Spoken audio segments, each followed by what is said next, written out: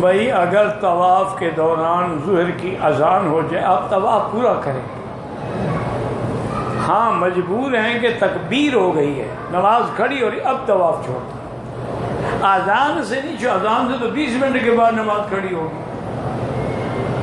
تو طواف جب آپ کر رہے ہیں شروع کرنے کے بعد وہ واجب ہو گیا، اس کو چھوڑ کے پھر آپ سنت پڑھنے کے لیے کھڑے ہو جائیں. پہلے طواف پورا کریں. ہاں جب فرض جماعت کھڑی ہونے والی ہو پھر چھوڑ دیں. اونٹ کا پیشاب جو ہے اور دودھ وہ پاک ہے حنابلہ کے نزدیک. امام احمد بن حنبل رحمۃ اللہ علیہ فرماتے ہیں کہ ہر وہ جانور، اس کو کہتے ہیں ما یوکل لحمہ، جس کا گوشت حلال ہے اس کا پیشاب بھی حلال ہے. اور وہ حدیث سے دلیل پکڑتے ہیں کہ بھئی حضور نے کچھ لوگوں کو بھیجا تھا صدقے کے اونٹوں میں، اور ان کو حکم دیا تھا کہ بھی اونٹوں میں جا کے رہو اور اشربوا من البانھا و ابوالھا، اونٹوں کا دودھ بھی پی اور پیشاب بھی پی. اس حدیث سے ان کی استدلال ہے. امام ابو حنیفہ رحمۃ اللہ علیہ فرماتے ہیں کہ بالکل نہیں، جانور کا پیشاب ہو وہ حرام ہے، چاہے وہ مایو کا لحم ہو یا نہ ہو. یہاں تک اس حدیث کا توجہ فرماتے ہیں کہ وہ تو بطور علاج حضور نے بتائی تھی کہ ان کو بیماری ہو گئی تھی، پیٹ بڑھنے تھی، تو اور مدینے کی آب و ہوا بھی موافق نہیں آئی تھی، تو حضور نے حکم دیا کہ ان کو وہاں بھیج دو، اونٹوں میں جا کے رہیں، وہاں دودھ بھی پئیں اور پیشاب بھی پئیں، وہ بطور علاج ہے. تو امام صاحب فرماتے ہیں بطور علاج تو آج بھی جائز ہے. اور پھر وہ لوگ جو تھے منافق تھے، انہوں نے حضور کا جو رائی تھا نا، جو چروالا اور اونٹوں کا نگران، اس کو قتل کیا، اس کی آنکھیں نکال لی چھریاں مار مار کے، اور اونٹ بھگا کے لے گئے. حضور نے حکم دیا، پھر ان کو پکڑا گیا، پھر ان کے ساتھ بھی حضور نے ہوئی. تو اس لیے امام صاحب فرماتے ہیں اللہ کے بندے وہ تو منافق بھی تھے، اور دوسرا علاج کے لیے حضور نے بتایا تھا. اس کے علاوہ امام صاحب فرماتے ہیں کوئی دلیل پیش کرو کہ کسی جانور کا پیشاب پیا ہو.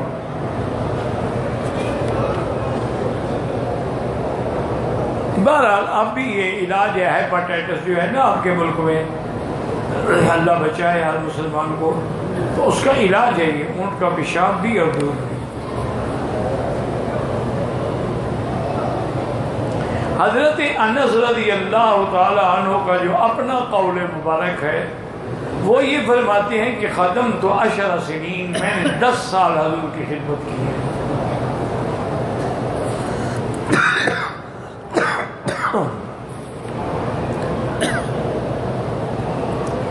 عام جرابیں جو ہیں ان پہ مسح کرنا احناف کے نزدیک جائز نہیں ہے. احناف کہتی ہیں کہ جائز ہے، لیکن علی الخفین، یعنی موزی ہوں چمڑے کے،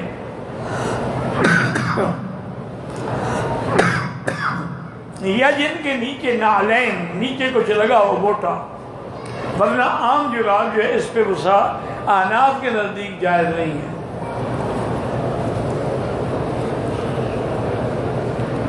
کہتے ہیں جی کہ عبادت میں اور دعا میں توجہ کیسے بنائیں. لا حول.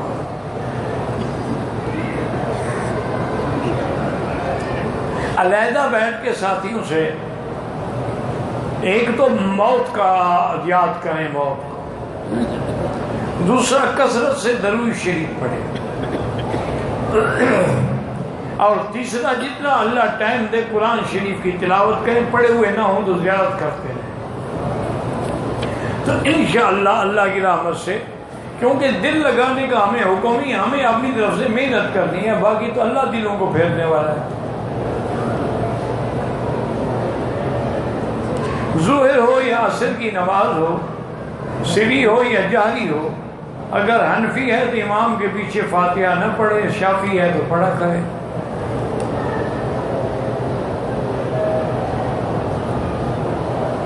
خامد کے مرنے کے بعد عورت غیر محرم، کس سے غیر محرم ہو جاتی ہے؟ یہ بھی تو لکھو، تو مر گیا، اب محرم ہو یا غیر محرم ہو کیا فرق پڑے گا؟ وہ تو مسئلہ ہے کہ اگر اور آدمی موجود ہیں تو عورت غسل نہ دے. لیکن کوئی نہ ہو تو عورت غسل دے گی. حضرت ابی ذر کو بھی ان کی بیوی نے غسل دیا.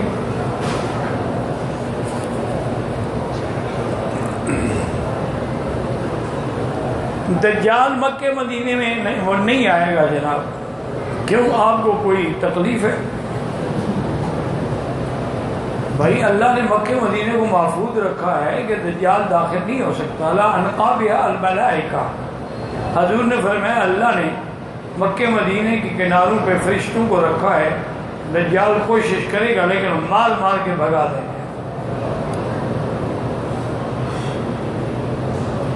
ایک ہے داڑھی نہ رکھنا وہ گناہ ہے، ایک ہے داڑھی پر اعتراض کرنا وہ کفر ہے.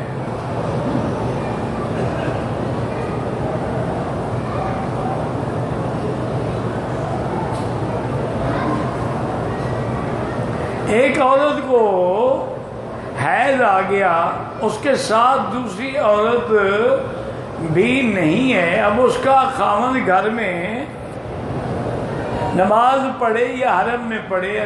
گھر میں کیوں پڑھے؟ حرم میں پڑھے. حیض آ گیا تو بیٹھی رہے ہوٹل میں. ویسے سارا دن بازاروں میں پھرتی ہیں تو کوئی خاوند ساتھ ہوتا ہے؟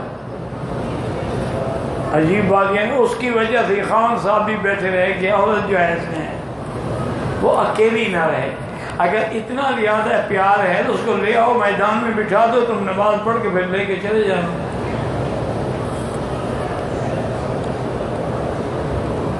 احرام کی چادر بھول کے 4-5 منٹ سر پہ ڈال دی، کچھ نہیں ہوتا. طواف سے فارغ ہو کر حتیم میں 2 رکعت واجب طواف پڑھی، لیکن ہجوم کی وجہ سے تسلی نہیں ہوئی. مقام ابراہیم پہ جا کے پھر میں نے اور 2 رکعت پڑھے. کوئی آدمی جتنا پڑھو فائدہ ہی ہے، گھاٹا تو نہیں ہے.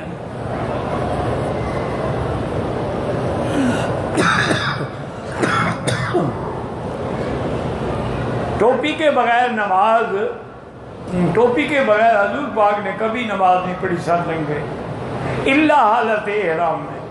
ورنہ ہمیشہ حضور نے یا امامہ کے ساتھ پڑھی ہے یا ٹوپی کے ساتھ پڑھی.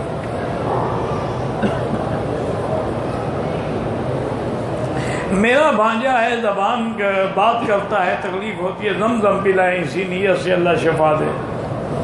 اگر ایک عورت کا شوہر 22 سال سے گم ہوا ہے، کیا ابھی وہ عورت نکاح کر سکتی ہے؟ ہاں بالکل کر سکتی ہے، لیکن پہلے علماء کے پاس جا کے وہ ایک کمیٹی بنا دیں گے، وہ اخبار میں اعلان کریں گے، اس کے بعد اس کو اجازت دے دیں گے نکاح.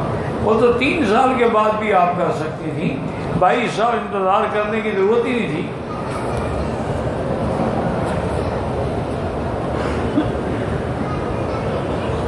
عمرہ کرتے وقت کوئی غلطی ہو جائے تب دم واجب ہوتا ہے، کوئی واجب نہیں ہوتا جب تک واجب نہ چھوٹے. بہرحال اگر دم واجب ہو تو حقدار غریب لوگ، مسکین جو وہاں کھڑے ہوتے ہیں نا، ان کو دے دیا جائے یا کسی مدرسے میں دے دیں، وہ خود تقسیم کریں گے. کالا کپڑا پہننا جائز ہے، نماز بھی اس میں جائز ہے، لیکن بطور سوگ کے پہننا منع ہے.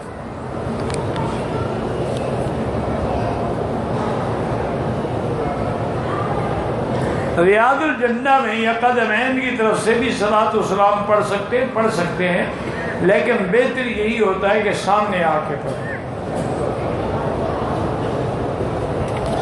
بہرحال عورتیں اندر نہیں آ سکتی، باہر سے کھڑے ہو کے پڑھ لیں.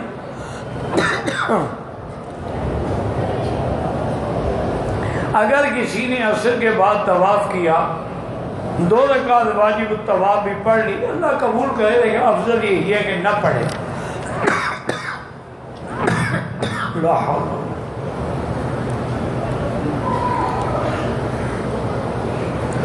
حول ولا قوة. فجر کی نماز میں سجدہ تلاوت تھا، لوگوں کو پتہ تھا، انہوں نے امام کے ساتھ سجدہ کر لیا.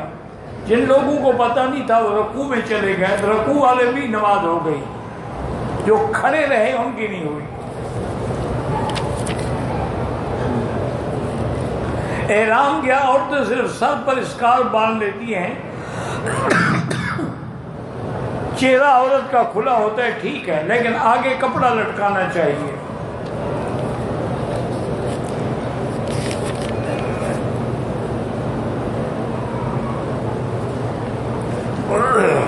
سامنے کھڑے ہو کے صلاۃ السلام پڑھیں، الصلاۃ والسلام علیک یا رسول اللہ. ایک عورت میقات پہ پہنچ گئی، ذوالحلیفہ مدینہ شریف، حیض آ گیا، نیت کر لے، آگے ہوٹل میں بیٹھی رہے، جب پاک ہو غسل کر کے عمرہ کرے۔ حیض میں نیت کرنا تو منع نہیں ہے، نہ لبیک پڑھنا منع ہے۔ غریبوں کی رقم سے ہسپتال بھی بنا سکتے، ہسپتال کی تعمیر بھی کر سکتے، ہسپتال میں دوائیں وغیرہ لے کے غریبوں کے لیے دے سکتے ہیں۔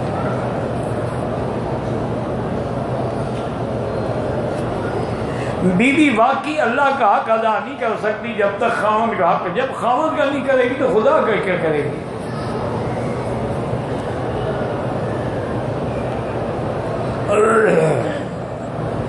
پتہ نہیں کیا لکھا ہے، ساری کے وقت جو دعا ہے اس میں لفظ مطلب غد کا معنی صبح، یعنی نویت بصوم غد من شہر رمضان، نیت میں غد کا معنی جو میں شروع ہونے اس کے لیے نیت کر رہا ہوں۔ وہ ضروری نہیں، بس دل میں ہو کافی ہے، کہنے کی ضرورت نہیں ہے۔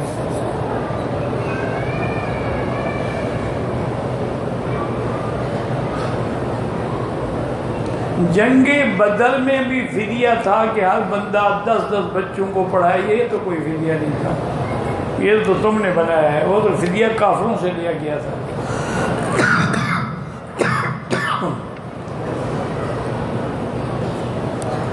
نفل پڑھو نہ پڑھو کوئی نہیں، سنت غیر مؤکدہ جو ہے وہ تو پڑھنی چاہیے۔ جمعہ کے دن خطیب جب منبر پہ آتا ہے اور سلام کا جواب نہیں دینا چاہیے۔ حنفی مسلک میں ہے کہ کوئی بات ہی نہ کرے۔ 8 مہینے سے میرے کان میں تکلیف ہے، زمزم پی کے دعا کرو۔ 75 سالہ والدہ سے بیوی کے کہنے پر لڑتا ہے، گالیاں بھی دیتا ہے، بدقسمتی ہے، ماں کی وجہ سے جہنم ملے گی، جب تک ماں راضی نہ ہو جنت نہیں ملتی۔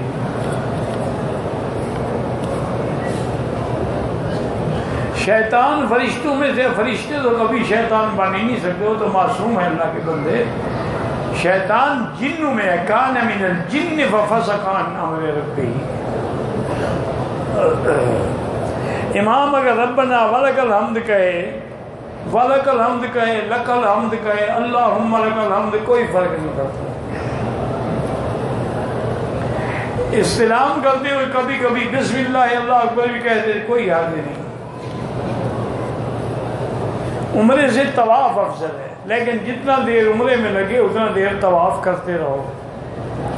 جمعہ کے بعد 4 سنتیں احناف کے نزدیک سنت مؤکدہ ہے۔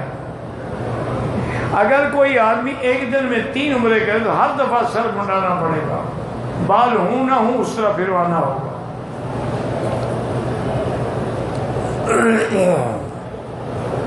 ہمارے ہاں رمضان شریف میں وطر کے بعد اجتماعی دعا کرتے ہیں، یہ کوئی ثابت نہیں ہے، بدعت ہے۔ وطر تو خود دعا ہے، اللہم اہدنا فیمن ہدیت، یہ دعا نہیں ہے۔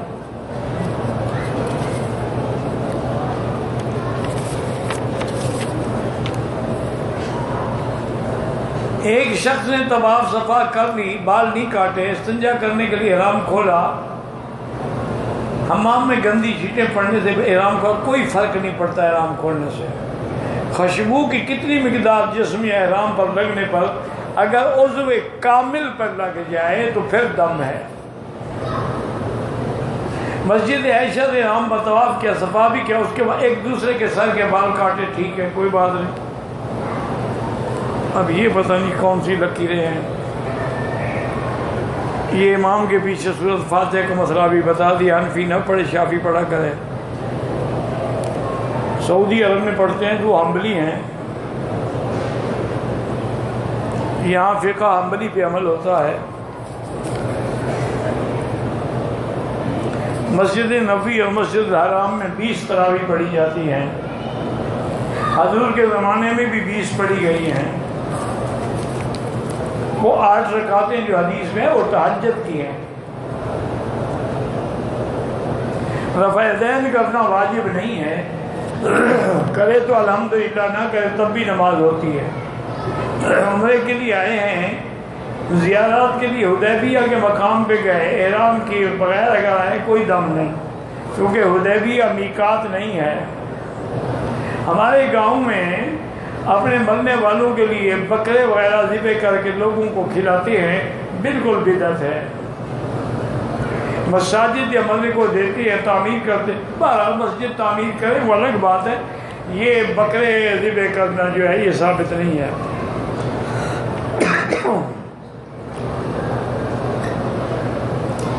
اللہ کے رسول نے فیضین کیا بھی ہے اور منع بھی کیا ہے، دونوں حدیثیں پڑھا کرو نا، ایک نہ پڑھا کرو نا۔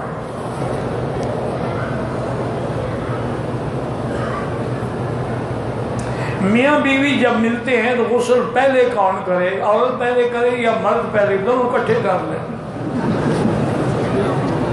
نہیں اس میں ہنسنے کی کیا بات ہے، بی بی عائشہ فرماتی ہے میں حضور اکٹھے بیٹھ کے غسل کرتا ہوں۔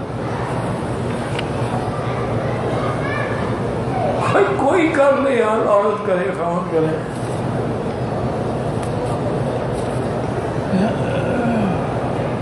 جرابوں پہ مسح حنفی مسلک پہ نماز نہیں ہوتی۔ سال کی الوداعی طواف نہ کرے، سال کی بچی الوداعی طواف عمرے میں ہوتا ہی نہیں۔ مرد احرام کے لیے طواف کے لیے احرام نہیں باندھ سکتا۔ مدینہ منورہ سے نیت کر لی، اس کے بعد اسے عہد آ گیا، اب مکے میں اس کے 12 وہ مکے میں رہے، جب پاک کو غسل کر کے عمرہ کرے۔ واللہ اعلم۔ ربنا تقبل منا انک انت السمیع العلیم وتب علینا انک انت التواب الرحیم۔